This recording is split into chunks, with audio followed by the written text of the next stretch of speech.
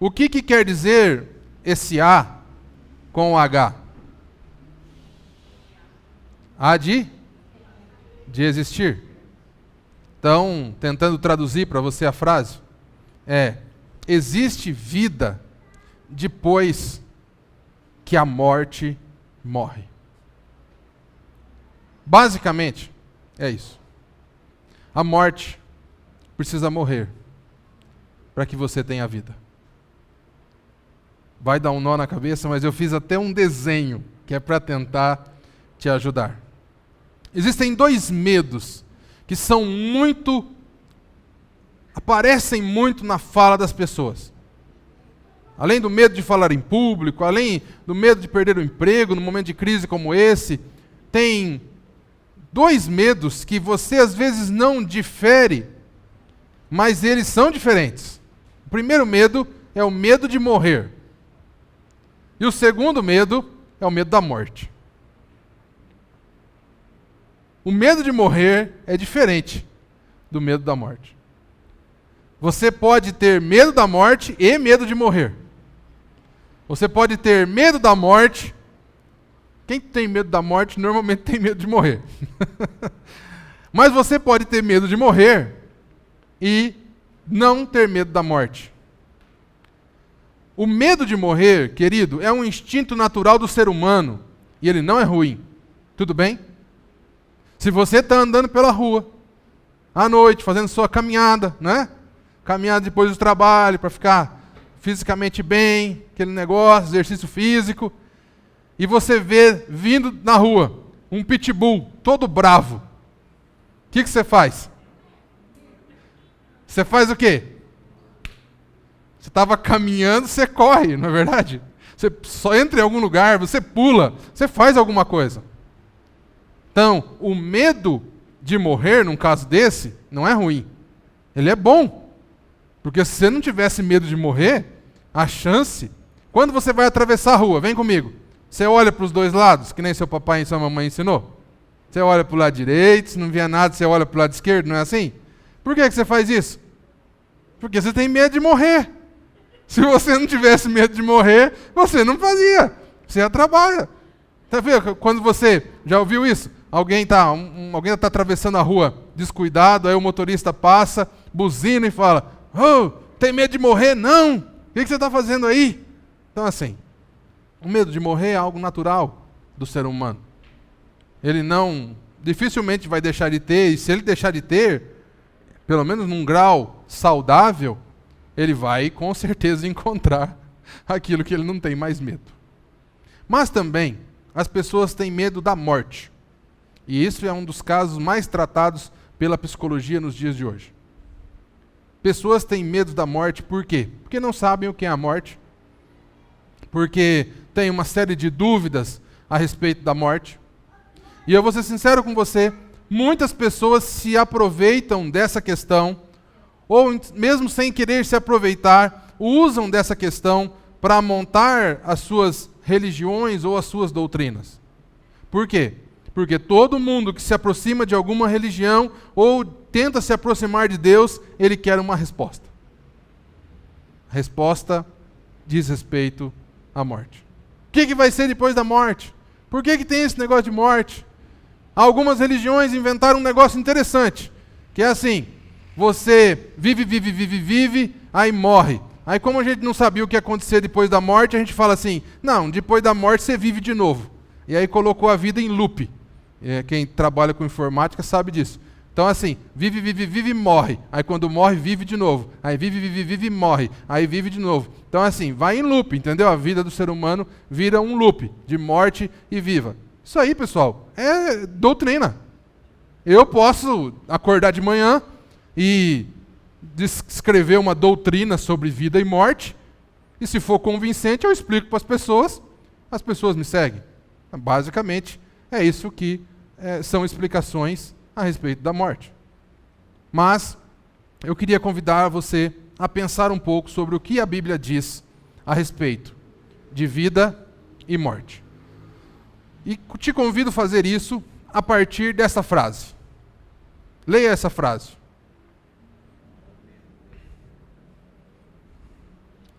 maior medo que eu devo ter não é o da morte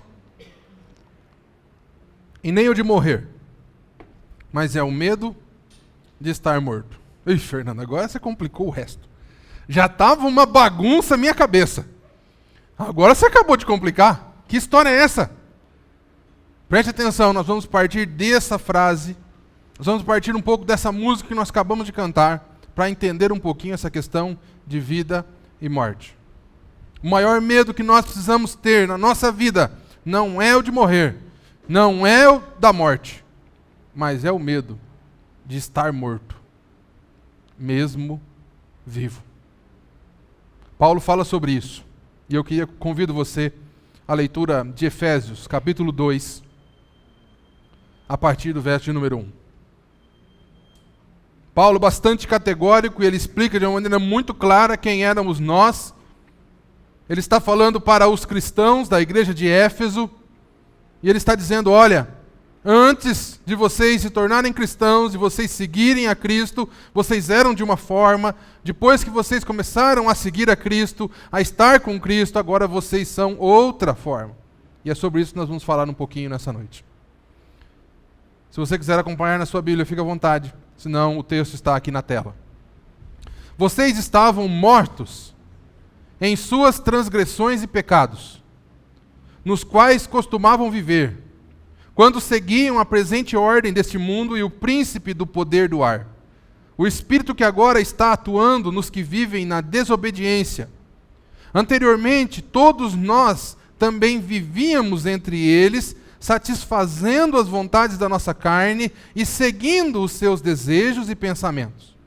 Como os outros, nós éramos, por natureza, merecedores da ira. Paulo continua, todavia, Deus, que é rico em misericórdia, pelo grande amor com o que nos amou, nos deu vida juntamente com Cristo. Quando ainda estávamos mortos em transgressões, pela graça vocês são salvos. Deus nos ressuscitou com Cristo, e com Ele nos fez assentar nos lugares celestiais em Cristo Jesus, para mostrar nas eras que hão de vir a incomparável riqueza de sua graça, demonstrada em sua bondade para conosco em Cristo Jesus. É muito interessante porque essa dualidade de vida e morte aparece em muitos lugares na Bíblia, desde o Antigo Testamento e nas palavras de Jesus e também nas palavras do apóstolo Paulo. E Paulo, ele é muito categórico em afirmar aqui em Éfeso. Olha as primeiras 3 palavras. O que Paulo diz para eles? Vocês estavam mortos. Mas que coisa que Paulo está dizendo? Paulo está acabando de dizer ali abaixo, ó, que eles seguiam, que eles andavam, que eles viviam. Peraí, mas vocês viviam, como é que eles estavam mortos? E aí? O que deles estavam mortos? Como que eles eram? Então, Paulo está dizendo para eles assim, ó, vocês eram mortos-vivos. Vocês eram zumbi, em outras palavras. Mas agora, vocês não são mais mortos, é o que Paulo diz, porque Deus deu-nos vida, juntamente com Cristo. Eu preciso explicar 2 palavras, pelo menos aqui, para você tentar entender esse texto. Primeira palavra, misericórdia. Sabe o que significa misericórdia? Misericórdia não é aquele jargão, quando acontece alguma coisa ruim, você fala assim, misericórdia. Não é aquele jargão, tá bom? Misericórdia é quando você e eu merecíamos receber algo, uma punição, e nós não merecemos. Misericórdia, a tradução da palavra misericórdia, a ideia da palavra misericórdia é essa. É o fato de que alguém deve para mim e essa pessoa ela tem que me pagar. Ela é obrigada. O resultado do ato dela é me pagar. Porém, eu entro com misericórdia. Eu percebo a miséria do meu coração, a miséria do coração do outro, e eu digo assim, não, você não precisa passar por aquilo que você justamente teria que passar. Entenderam mais ou menos o que é misericórdia? Misericórdia é quando você... Alguém aí tá nos jornais da semana aí, o pessoal do mensalão pedindo misericórdia aí, ato de misericórdia, um negócio assim aí. Alguém que já foi julgado, está na lei até essa palavra. É uma palavra jurídica. Alguém que já foi julgado e que já cumpriu parte da pena e pede misericórdia do resto da pena. Existe um processo, tá? Tem alguns processos rolando aí de pessoas que foram políticos que foram julgados e estão pedindo misericórdia. Então, quando a Bíblia diz que Deus é rico em misericórdia, ele está dizendo o seguinte, tem um outro texto que diz que as misericórdias de Deus são a causa de nós não sermos consumidos. E elas se renovam a cada manhã. Todo dia de manhã, Deus renova as suas misericórdias dele para mim e para você. Então lembre-se disso quando você for se relacionar com Deus. Nós temos uma ideia de um Deus que tem um cajado na mão e um chicote na outra. Normalmente criada em nós por causa dos nossos pais. Porque nossos pais falavam assim pra gente, faz isso, menino, porque se você fizer isso, Deus vai castigar.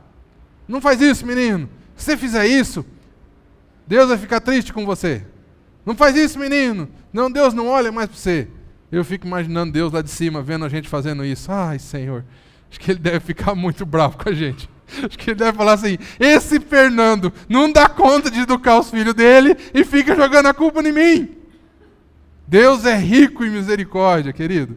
Se Ele não fosse, se Ele realmente tivesse um cajado numa mão e um chicote na outra, nós já éramos. Ele é muito mais poderoso do que nós, querido. Mas a misericórdia do Senhor é a causa de nós não sermos consumidos. Então, misericórdia é quando eu não recebo aquilo que era meu, que eu tinha que receber, o resultado do meu erro, da minha falha, não é imputado à justiça na minha vida. Fernando, misericórdia e justiça andam juntos?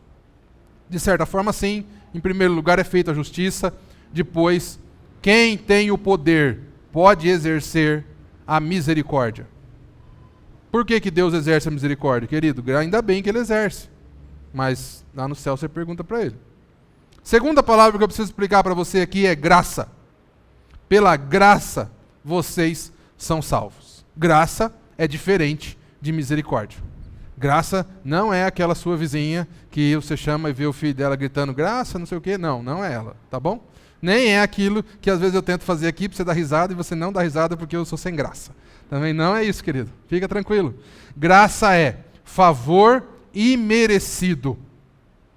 Misericórdia é quando eu não recebo a justiça que eu tinha que receber. Graça é quando eu recebo algo que eu não deveria receber. Percebeu a diferença? Misericórdia, quando eu não recebo a justiça que eu tinha que receber. Graça, quando eu recebo aquilo que eu não tinha que receber. Por isso eu digo que é maravilhoso estar perto de Deus. Deus não só tira com a sua misericórdia de nós passarmos por coisas que nós justamente teríamos que passar, e além disso, Ele nos dá presentes imerecidos que nós não merecíamos. E é um pouco disso que nós vamos falar hoje. E para tentar explicar sobre vida e morte, eu fiz um monte de desenho, porque eu vou ser sincero com você, esse assunto não é fácil não. Não é bolinho não. Mas eu fiz uns desenhos legais aqui. Vou tentar explicar para você. E se eu não conseguir, a parte que eu não consegui, eu tenho certeza que o Espírito de Deus vai te ajudar. Mas vou tentar explicar da maneira mais lógica e mais simples possível.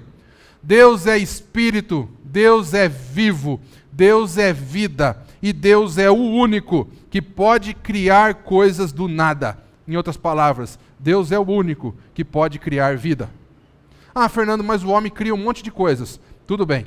O homem cria um monte de coisas sempre a partir de outra coisa. Sempre de outra coisa. Ah, mas ele pode até clonar um ser humano? Pode. Ele pode. Mas sempre baseado em um outro ser humano. Deus não, querido. Deus, Ele emite da sua palavra e algo que não era passa a existir. Deus não precisa que algo que fosse criado antes para que Ele criasse. Por isso Ele é promotor de todo e qualquer tipo de vida. Se você ler Gênesis capítulo 1 e Gênesis capítulo 2, você vai ver que Deus cria o ser humano com uma estrutura física. Deus pega o barro e ele monta, ele molda o ser humano por fora e gera por dentro toda essa estrutura complexa que nós temos. O ano passado esteve conosco o Dr. Eberlin, aqui da Unicamp. Alguém que estuda a parte de química. E ele disse assim, olha, quimicamente falando, não é teologicamente falando, quimicamente falando, é impossível algo evoluir ao ponto de chegar aonde nós chegamos. Estudando as células, a estrutura dos seres, ele diz, ele que diz, ele veio aqui, tem as palestras dele aí na internet, pode assistir. Ele diz assim, olha, ele defende teses lá na Unicamp, não é aqui na igreja não, querido, lá na Unicamp. O grupo dele defende teses, dizendo o seguinte, ele não fala lá que é Deus que criou, mas ele fala o seguinte, é impossível esse negócio ter evoluído para ser um negócio tão perfeito como foi. Alguém inteligente criou isso tudo. E para nós, que somos cristãos, que cremos na Bíblia, foi Deus que criou isso. Deus cria o ser humano, mas o ser humano é uma coisa só. Então não fique achando que tem 4 pedaços de ser humano, não. Nós somos um ser só. Isso aqui é só para uma questão didática. Tudo bem?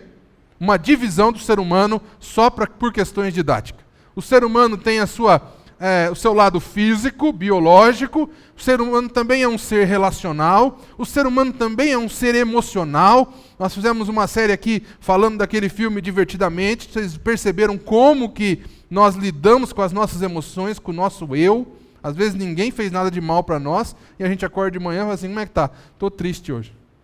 Mas o que é hoje? É um dia especial? Morreu alguém? Alguém brigou com você? Não, só acordei triste hoje. Isso é o quê? Por causa das nossas emoções, a maneira como nós lidamos com as nossas emoções. E o ser humano sendo criado por Deus, que é espírito, a Bíblia diz que Deus, em Gênesis, que Deus sopra espírito de vida dentro do ser humano. Ruá, o fôlego de vida. A palavra espírito na Bíblia, na maioria das vezes, aparece como vento, como sopro. Então Deus sopra de Deus, da parte espiritual dele, dentro do ser humano. Se você ler Gênesis 1 e Gênesis 2, o homem é essa figura aqui, ó. O homem está fisicamente vivo, relacionalmente vivo, emocionalmente vivo, espiritualmente vivo. Não existia reclamação na vida do homem. Deus deu a mulher para o homem porque Deus viu. Não foi porque ele reclamou. Ele não foi lá, oh Deus, estou sozinho aqui, estou sem fazer nada. Não, diz a palavra que Deus viu que ele estava só, que ele precisava de alguém, e ele estava lá trabalhando, fazendo tudo o que ele precisava fazer. Então, preste atenção, antes do pecado, olha a informação que eu quero te dar. Antes do pecado, o homem era 100% vivo. 100% vivo. Acontece algo histórico aqui, na história da humanidade, que rompe ou quebra essa sequência de vida dentro do ser humano. E por causa disso, Paulo vai dizer lá em Efésios que vocês estavam mortos. Mas não estavam mortos na carne. Não estavam mortos necessariamente relacionalmente ou emocionalmente. Porém, o que o pecado, a Bíblia diz que o salário do pecado é a morte. E daqui a pouco eu vou explicar o que é pecado. A atitude que Adão e Eva têm frente a andar em caminhos que Deus não criou para eles, avisados por Deus, porque Deus diz em Gênesis capítulo 2, que se você pode comer de todas as árvores do jardim, porém, se você comer da árvore do conhecimento do bem e do mal, você morrerá. A morte entrará na sua história. Eu sou de computação, formado em computação, trabalho com computação. Eu costumo dizer, na linguagem computacional, que a morte é o vírus que entrou no computador da humanidade. Um computador não foi preparado para viver com vírus. Precisa-se de toda forma tirar o vírus, porque senão você manda ele fazer uma coisa, ele faz outra. Você perde o controle do computador. Então lembre-se disso. O que é a morte, Fernando? A morte que Paulo está falando, a morte que a Bíblia trata, é o vírus que o homem imputou o pendrive errado na vida dele e trouxe para a sua vida. Por que é tão difícil nós lidarmos com a morte? Porque não era algo natural do ser humano. Deus não nos criou para viver com a morte à nossa sombra. Era vida para vida. Acordava de manhã, à tarde estava igualzinho. Não tinha ruga, não tinha cabelo branco, não tinha nada dessa deteriorização do nosso físico. Não tinha doença. Um dia eu estava falando isso, a cabeleireira esteticista ficou brava comigo. Eu falei, desculpa, mas no céu não vai ter a profissão da cabeleireira esteticista. Lá no paraíso também não tinha. Mas o pessoal aproveitou aí do processo aí, então vamos lá. Não tinha também o pessoal que fazia alimento industrializado, tinha nada disso, era tudo ali, colhia ali, levantava, estou com fome, vou pegar aquela fruta ali, não, vou comer aquilo ali. Tudo provido por Deus. Quando o homem peca, quando o homem erra o alvo, quando o homem muda o fluxo e o caminho da sua vida, a morte entra na história da humanidade. Entra onde, Fernando? No espírito. O Espírito de Deus é retirado do ser humano por vontade do ser humano. O ser humano decide viver a sua vida sozinho. Quando o Espírito de Deus está dentro de mim, querido, Ele controla a minha vida. Ele sabe como dirigir a minha vida. Quando eu quero dirigir a minha vida pelas minhas próprias forças, eu tiro do Espírito de Deus dentro de mim. Foi isso que Adão e Eva fez. Isso trouxe morte. Em primeiro nível, morte espiritual. Mas, querida, eu vou dizer uma coisa com você, a morte não é um negócio que vem sozinho, não. A morte vem em bando. A morte não vem e fala assim, não, peguei o espírito dele. Não, vai ficar só por aí. Não. A Bíblia diz que, já no versículo 3 de Gênesis, Adão tem um problema emocional. Por quê? Deus fala com ele assim, filho, onde você está? Por que você se escondeu? Ele fala o quê? Tive medo. Primeira vez na história da humanidade que o homem teve medo. Gerado pela morte. A morte espiritual do homem gerou morte emocional. Desacordo emocional. O homem que lidava bem com as suas emoções, que lidava bem com tudo aquilo que estava dentro da cabeça dele, agora não tem mais o controlador central das emoções. Costumo dizer que o Espírito Santo de Deus é o GPS das nossas emoções e da nossa vida. É aquele que direciona, é aquele que diz o caminho que nós devemos seguir, como nós devemos reagir. Basta você ler Gálatas capítulo 5, você vai ver os frutos do Espírito. Todas as vezes que nós vivemos a nossa vida sem o Espírito de Deus, as nossas emoções viram uma bagunça. Pode fazer treinamento, pode estudar, você vai conseguir melhorar, você vai conseguir tentar restaurar isso, tudo bem. Porém, a morte espiritual, você não consegue resolver. Fernando, é possível alguém estudar muito, fazer psicologia, estudar a mente do ser humano e ser completamente vivo nas suas emoções? Vou ser sincero com você, é difícil, eu não conheço ninguém não, mas pode ser que houve. Porém, o peso da morte espiritual é muito grande. É um trabalho quase impossível. E o relacionamento? Gênesis capítulo 3. Ô Adão, por que você comeu um negócio? Foi a mulher. Foi a mulher que o Senhor me deu. Problema de relacionamento com Deus, de repente era problema de relacionamento com a mulher. Todas as vezes que você brigar com sua esposa, brigar com seu marido, brigar com seu filho, brigar com seu irmão, brigar com sua mãe, não vai acontecer, eu tenho certeza, mas o seu vizinho pode ser que brigue. Lembre, problema que veio por causa da morte. O desligamento do homem com Deus desceu também para os relacionamentos do homem. O homem agora também não consegue mais controlar os seus relacionamentos. Por isso que ser casado hoje é difícil. Por isso que ter filhos hoje é difícil. Por isso que nós dependemos do Espírito Santo de Deus movendo a nossa vida espiritual para nos ajudar a consertar a nossa vida relacional. Meu querido, o homem morreu espiritualmente, morreu emocionalmente, morreu relacionalmente. Falta morrer o quê? Por que a gente tem medo da morte, então? A morte que a gente tem medo, na verdade, é a morte do físico. A grande questão é essa, a gente tem medo de uma morte que é o mínimo possível. As outras três a gente já não tem mais. Nós já nos acostumamos com elas. Entra, então, na nossa história, essas três flechas, segundo Paulo. Primeiro, A transgressão e o pecado é um marco na história da humanidade que faz com que o homem morra espiritualmente. E essa caminhada da humanidade morta espiritualmente, segundo Paulo, é muito difícil, porque a morte, ela não fica parada sozinha aonde ela está. Quando acontecer de as 4 coisas morrer, ou do nosso físico morrer, o nosso espírito morrer, depois, enquanto nós estamos aqui, depois do pecado, nós estamos mortos, mas ainda vivos. Antes, 100% vivo. Depois do pecado, morto, mas ainda vivo. E depois que a gente morrer tudo, 100% morto. Basicamente, essa é o desenho nunca feito antes na história desse país. Mas foi uma maneira didática que eu tentei achar para explicar para você. Ai, Fernando, depois que morrer, então vai para o inferno. Querido, nós não precisamos ter medo do inferno, nós precisamos ter medo de estar morto hoje.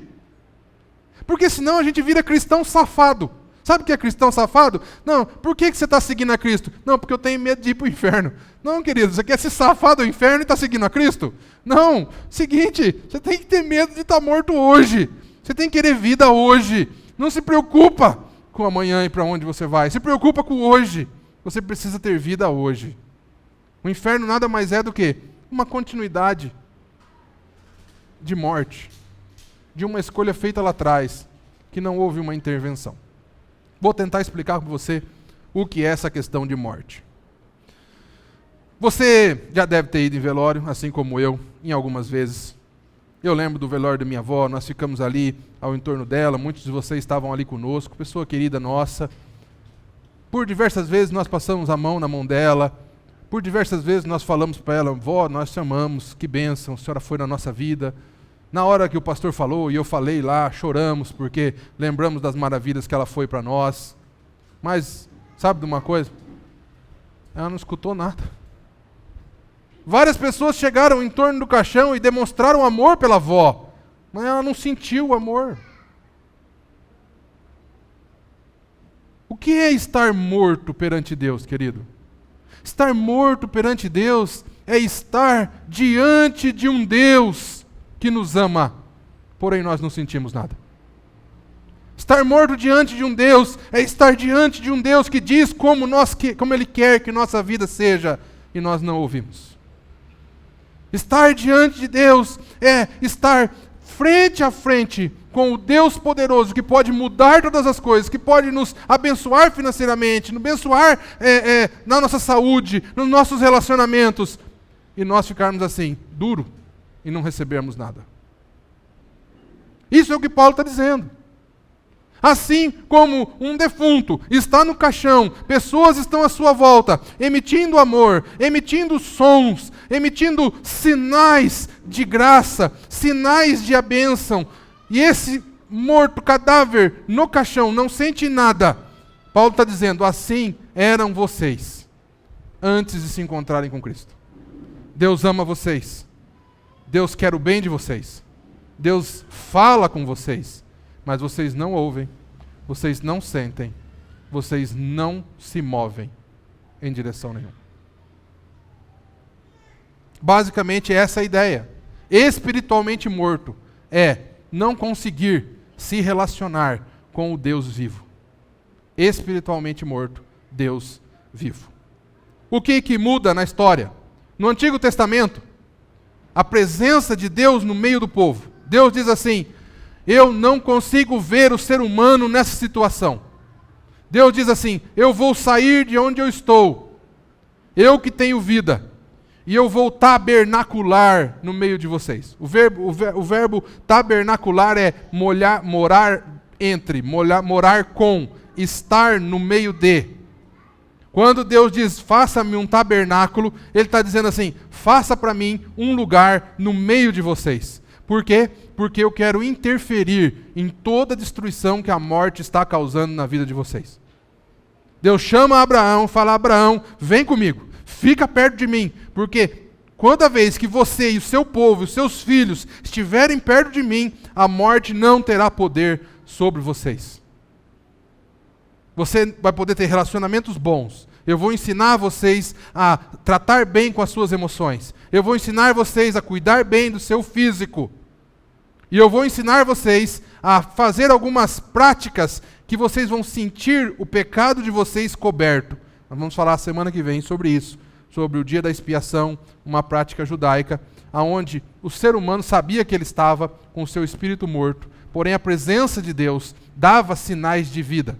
Por que Deus faz isso? Diz Deus que ele chama Abraão em Gênesis capítulo 12 para fazer isso, para que todas as nações da terra olhem para o povo de Israel e digam assim: beleza, tem jeito. Eles deram um jeito para a morte, eles deram um jeito para todos os tipos de morte. Eu estou olhando para o povo de Israel e nós estamos vendo uma solução. E eles pudessem se achegar ao povo de Israel e perguntar qual é a solução, e o povo de Israel dizer: é Deus presente na nossa vida.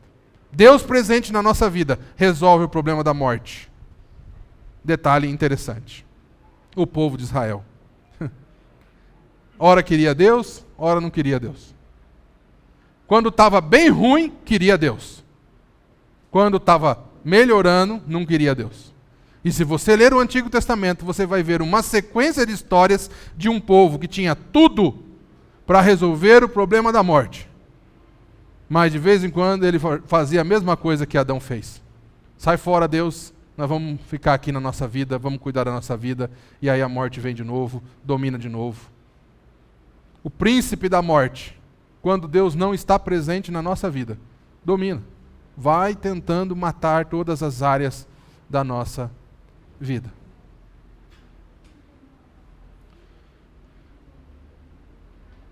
Não conseguiu.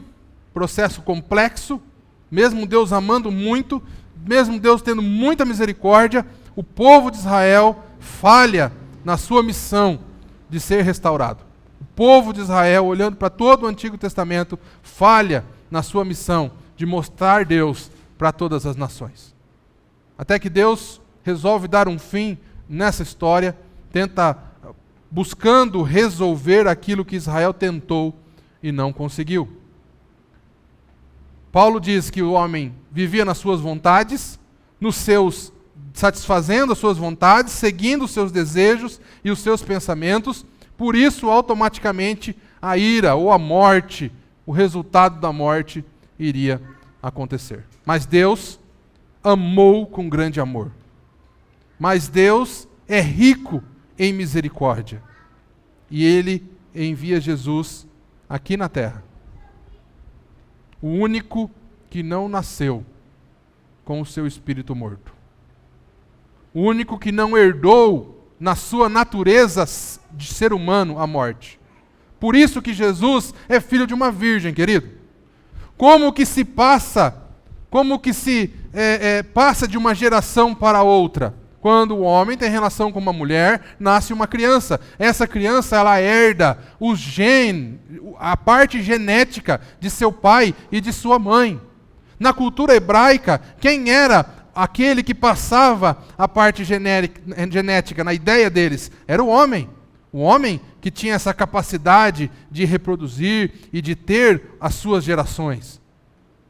Por que Jesus tinha que nascer de uma mulher virgem? Porque a Davi disse no Salmo: em pecado me concebeu minha mãe. Alguns dizem assim: é porque eles estavam fazendo sexo. Não, querido, não estavam fazendo sexo, não é por causa disso. Não. Em pecado me concebeu minha mãe é o seguinte: a natureza de minha mãe e de meu pai era uma natureza, que Paulo diz aqui no texto, pecaminosa. Se um homem pecaminoso com uma mãe pecaminosa se uniram, o que vai dar? Um pecaminosinho.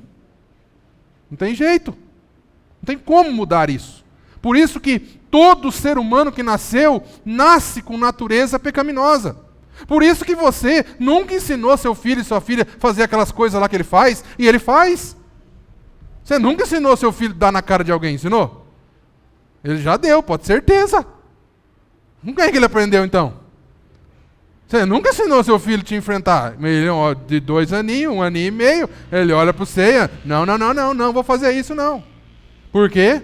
Por causa da natureza.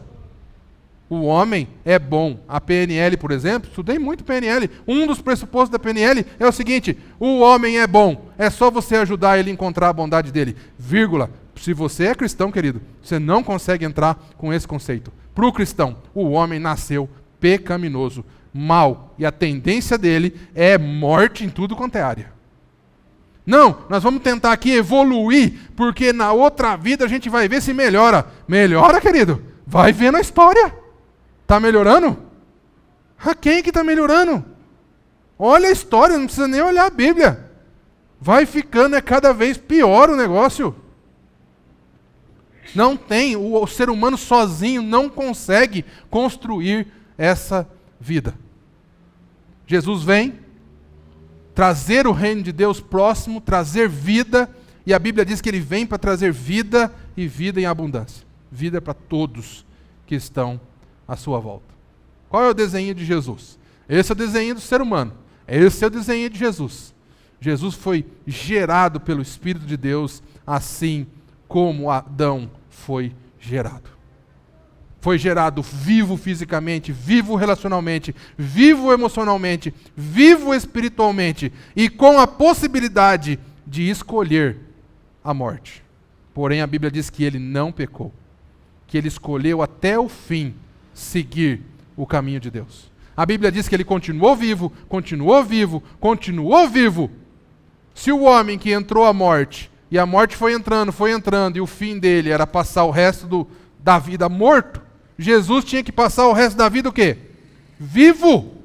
Porque não tem morte na história dele. Então por que ele foi para a cruz? Por causa do grande amor de Deus por mim e por você. Jesus faz um acordo com o todo. Ele diz assim, eles tinham que morrer.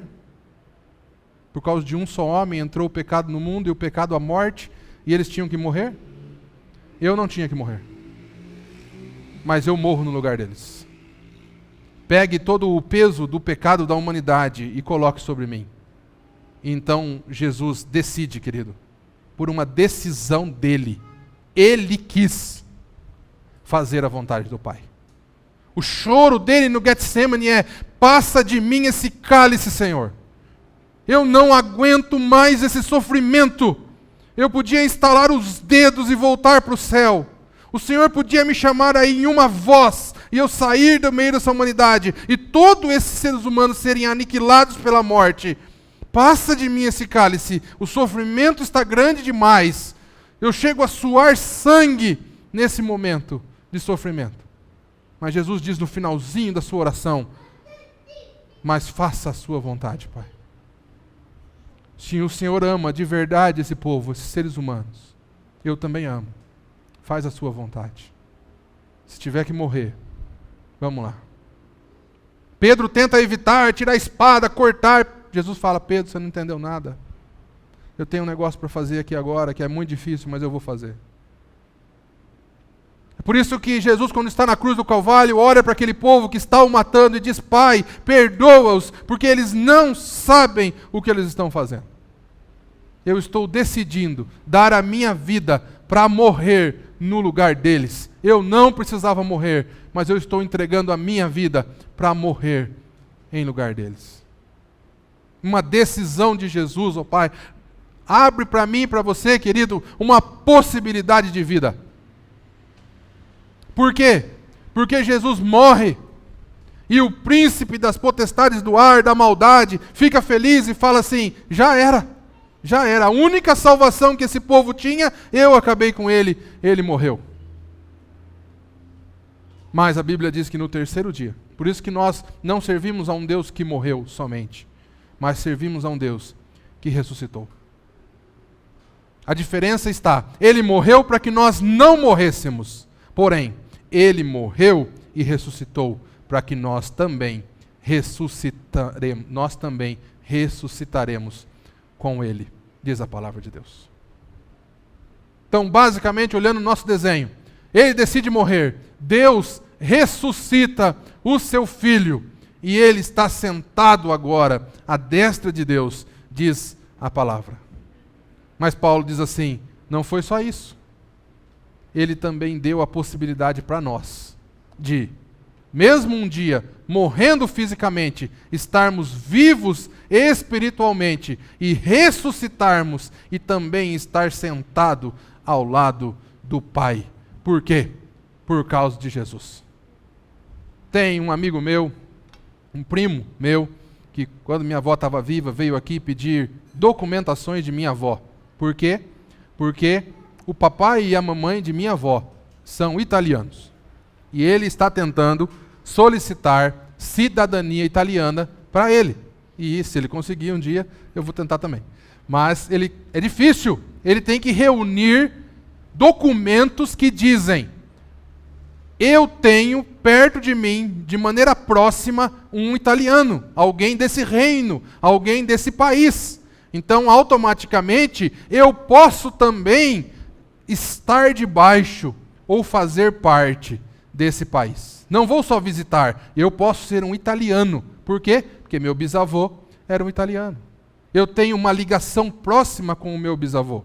E aí, eu vou ter 2 passaportes, mas eu vou ter que escolher um deles para mim usar quando eu for viajar. Meu querido, por que eu estou explicando isso para você? Porque isso é a ilustração do reino de Deus. Quando Jesus vem aqui na terra, e Ele passa conosco um tempo, e Ele morre por nós, Ele está dizendo para mim e para você agora: eu sou teu parente. É só você vir aqui e pegar a certidão do meu nascimento. Aonde você nasceu, Jesus? Eu nasci no reino dos céus. Eu nasci em tudo que é bom, em tudo que é celestial. Eu vivo, eu sou cidadão do reino dos céus. Vocês não são. Vocês são cidadãos desse mundo. Mas, porém, vocês podem pedir cidadania no céu através da minha vida. Sabe o que Jesus faz comigo, com você, querido? Ele me dá a possibilidade de chegar no consulado do céu e falar assim: olha, estou aqui, por quê? Quero ser cidadão do céu, quero ser cidadão do reino de Deus, quero morar eternamente aí com o Pai, eu quero servir a Deus eternamente e eu quero também receber de Deus o cuidado eterno. E o cara lá do consulado vai olhar para nós e falar assim: cadê os documentos? Você tem parente que nasceu aqui? Eu vou dizer assim: eu tenho. O meu Salvador, Jesus Cristo, me ofereceu a possibilidade de não ser mais cidadão desse mundo, mas de ser cidadão do céu, vivendo aqui nesse mundo. Eu posso tirar a cidadania italiana e continuar vivendo no Brasil? Eu posso. O problema é que eu e você já cremos em Jesus, já tomamos posse da cidadania do céu, Ele já vivificou o nosso espírito, mas eu e você continuamos com os 2 passaportes no bolso. E tem dia que a gente acorda e fala: sou cidadão do céu, Deus te abençoe sua vida, olha família querida. Mas tem dia que a gente joga o passaporte do céu no chão e pega os passaportes desse mundo e a gente estoura, e a gente faz besteira, e a gente peca. Por quê? Porque nós somos ser humano. Nós precisamos nos arrepender, jogar fora esse passaporte, acreditar que nós somos cidadãos dos céus, ouvir de novo as leis dos céus. Por que aqui a lei é bateu, levou? E a lei do céu? Bateu, caminha de novo, dá mais um perdoa, vai, tenha paciência, siga de novo, abençoa a vida dele.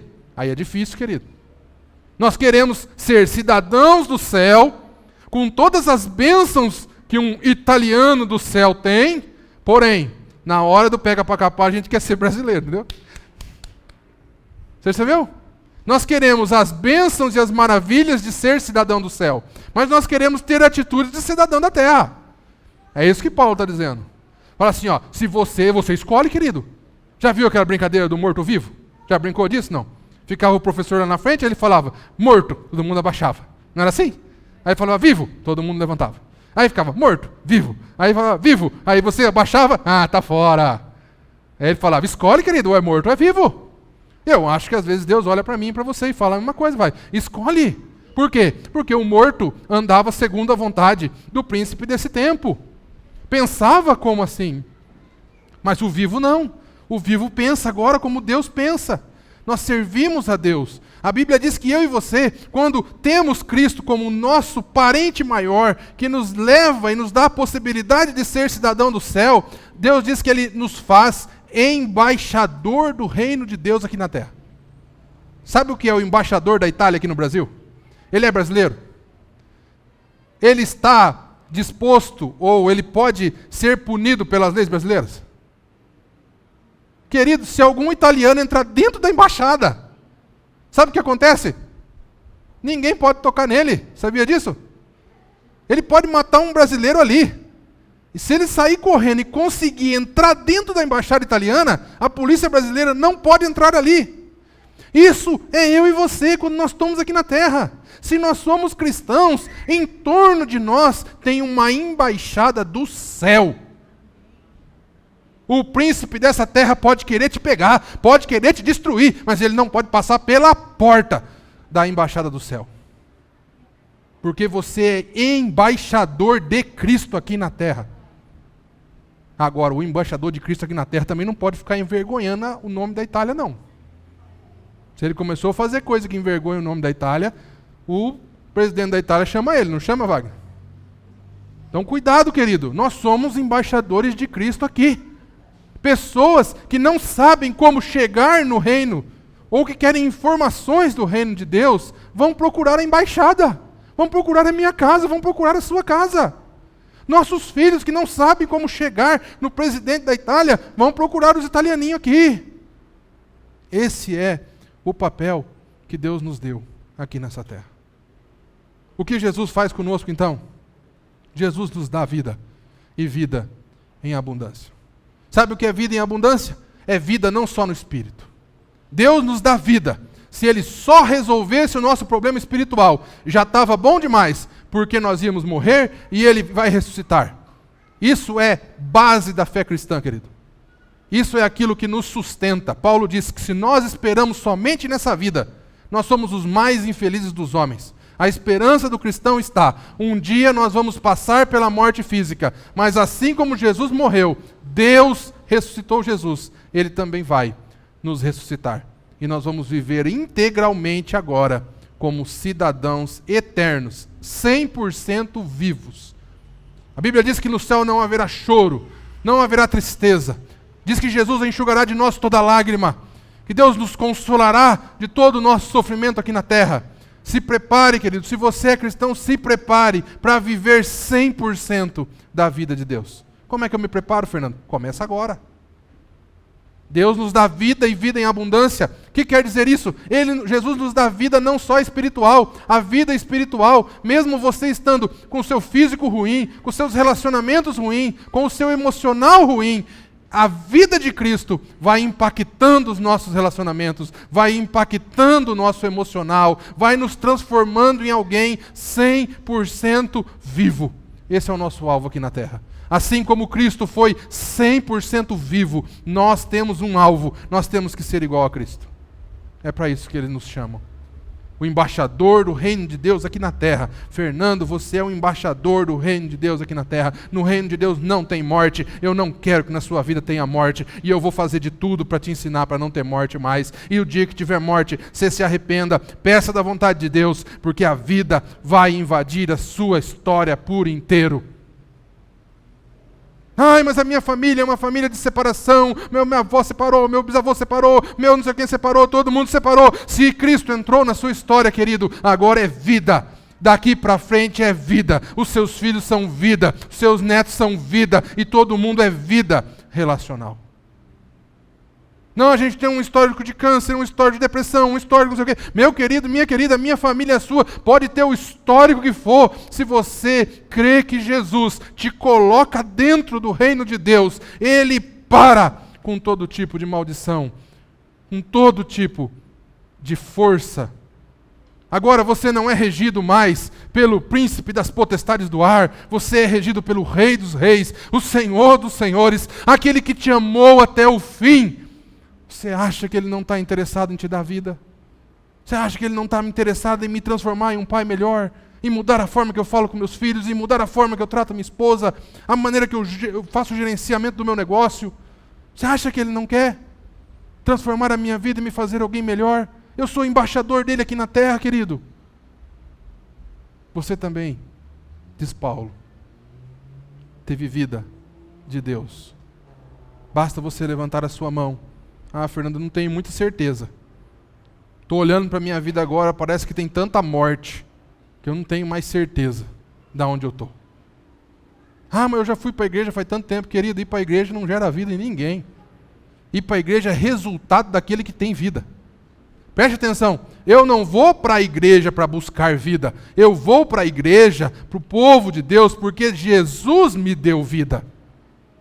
Boa obra não arruma vida para ninguém. Tem um monte de gente fazendo boa obra, só faz o quê? Tira um peso da consciência. Eu faço as boas obras, diz Paulo na continuidade de Efésios, porque Jesus me deu vida. Eu amo as pessoas porque Jesus me deu vida. Sem vida é complicado. A gente morre logo, a gente cansa rápido. E eu queria finalizar com essa imagem. Sabe o que é isso? Os arquitetos de plantão vão saber. Isso aqui é uma maquete. Uma maquete. Quando você vai comprar um prédio, ou um apartamento, ou vai construir uma casa, você pede para ver o quê? A maquete. Mostra para mim como vai ser esses prédios. Mostra para mim como vai ser essa casa. Mostra para mim onde vai ser as janelas. E aí então você decide comprar ou não comprar. Terça-feira eu e o Wagner estávamos fazendo o curso junto com a Neive e mais uns irmãos com um doutor em teologia canadense que mora nos Estados Unidos chamado Michael Gorin. E ele trouxe essa ilustração e eu fiquei chocado, porque eu nunca pensei nisso. Como é que aquele homem pensou? Certeza que ele estudou mais que eu. Ele disse para nós assim: você, igreja, é a maquete do céu aqui na terra. Deus tem levantado você, que é a igreja de Cristo, para ser a maquete do céu aqui na terra.